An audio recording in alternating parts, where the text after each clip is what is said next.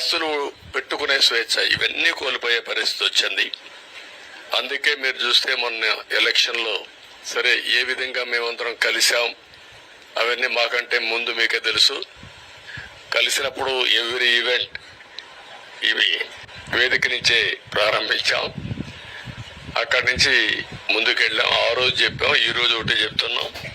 మా ఆలోచన ప్రజలు గెలవాలి, రాష్ట్రం నిలబడాలి. అంతవరకు సాధించగలిగాం. 55.38% ఓట్లు పడ్డాయి. దీంట్లో తెలుగుదేశానికి 45.60% పడ్డాయి. వైసీపీకి 39.37% పడ్డాయి. ఇది ఊహించినటువంటి ఒక్కొక్కసారి 95,000 మెజారిటీ. ఒకప్పుడు నేను చార్మినార్ ఎగ్జాంపుల్ చెప్పేవాడిని. చార్మినార్ అంటే అక్కడ ఎంఐఎం కంచుకోట, అక్కడ ఎప్పుడు ఎక్కువ ఓట్లు వచ్చేటివి. ఆ తర్వాత కుప్పం, సిద్దిపేట పోటీ పడేటి రెండో స్థానానికి. అప్పుడు కూడా 70,000, 80,000, 50,000 కాడ ఆగిపోయేవాళ్ళం. ఈసారి 95,000, 94,000, మళ్ళా 92,000, 91,000. మంగళగిరి లాంటి కాన్స్టిట్యున్సీలు 91,000 మెజారిటీ. ఏ విధంగా అభివర్ణించాలో నాకైతే అర్థం కాదనమాట. అంతా ఇది వెళ్ళిపోయినాయి. ఇవన్నీ చూసిన తర్వాత ప్రజలు ఇచ్చిన తీర్పు మీరు చూస్తే అహంకారం, నియంతృత్వం, విచ్చలవిడితనం, ఏదంటే అది చేస్తాననుకుంటే ప్రజలు క్షమించే పరిస్థితులు లేరు. అదే ఈరోజు నిరూపించే పరిస్థితికి వచ్చారు. ఒక మాటలో చెప్పాలంటే ఈసారి వీళ్ళు చేసింది గుణపాఠం పాలకులకు కాదు, అవినీతి అహంకారంతో ముందుకు పోయి ఎలాంటి ధ్వంసకారులకైనా ఇదే జరుగుతుందని నిరూపించారు ప్రజలు. దానికి మనస్ఫూర్తిగా అభినందిస్తున్నా. అదే సమయంలో 5 సంవత్సరాలు మా కార్యకర్తలు పడిన ఇబ్బందులు, చాలా మంది స్లీప్లెస్ నైట్స్, కంటి నిండా నిద్రపోని పరిస్థితి. అక్కడి నుంచి నేను చూస్తే చాలా కడాన మనిషిని హింస పెడుతూ నువ్వు ప్రాణంతో బతకాలంటే జై జగన్ అనమంటే జై తెలుగుదేశం, జై చంద్రబాబు అని ప్రాణాలు వదిలిన సందర్భం చంద్రయ్య. ఇది తలుచుకుంటే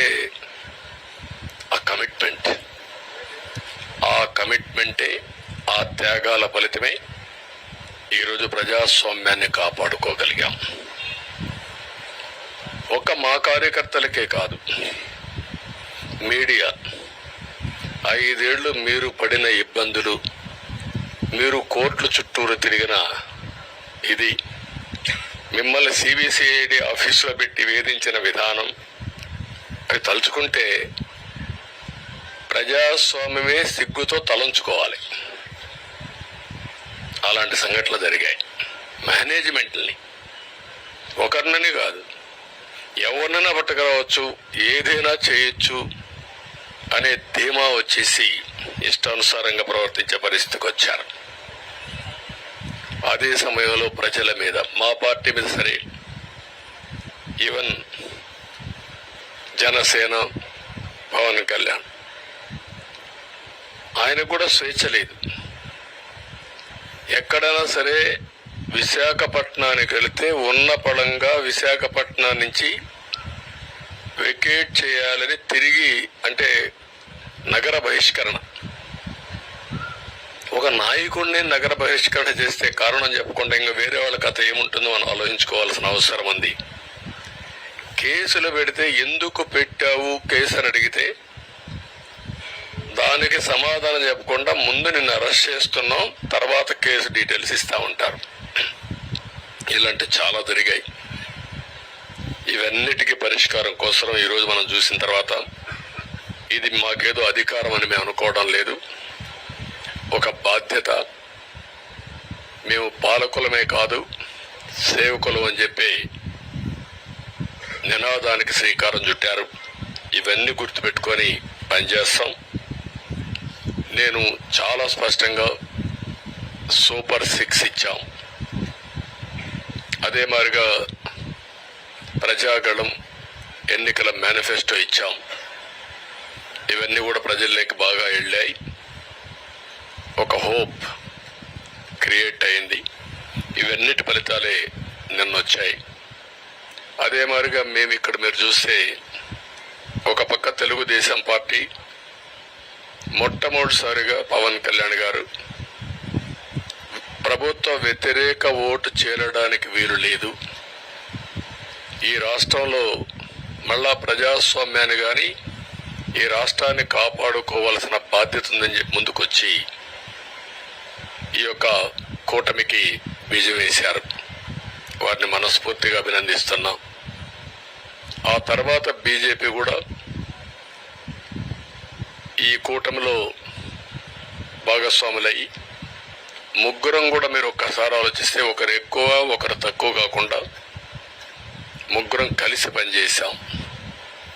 బేషిజాలు ఎక్కడా లేకుండా మేము ఏదైతే చెప్పామో ప్రజలు గెలవాలి, రాష్ట్రం నిలబడాలి, దీనికోసం పై స్థాయి నుంచి ఢిల్లీ నుంచి వచ్చినటువంటి బీజేపీ నాయకులు కానీ ప్రధానమంత్రి అమిత్ షా గారు కానీ ఇక్కడుండే పవన్ కళ్యాణ్ కానీ తెలుగుదేశం పార్టీ కేంద్ర నాయకత్వం నుంచి కింది వరకు అందరం కూడా ఒక ట్రూ స్పిరిట్తో పనిచేశాం. 175 అసెంబ్లీలు, 25 అసెంబ్లీలు అన్ని పార్టీలకు సంబంధించిన సీట్లుగా ఎన్డీఏలో భాగస్వాములుగా ఒక బాధ్యతతో ముందుకు పోయాం. అందుకే ఈ అనూహ్యమైనటువంటి విజయాన్ని సాధించగలిగాం. ఇక్కడి నుంచి బాధ్యత ఉంటుంది. ఆ బాధ్యతని ఏ విధంగా చేయాలనో అవన్నిటి కూడా ప్రణాళికలు తయారు చేసుకుంటాం. అంటే ఈ 5 సంవత్సరాలు జరిగిన విధ్వంసం మీరు ఒకసారి చూసిన తర్వాత ఇది ఒక 30 సంవత్సరాలకు ఎంత డ్యామేజ్ చేయాలనో అంత డ్యామేజ్ జరిగింది. వ్యవస్థలు విధ్వంసం అయ్యాయి.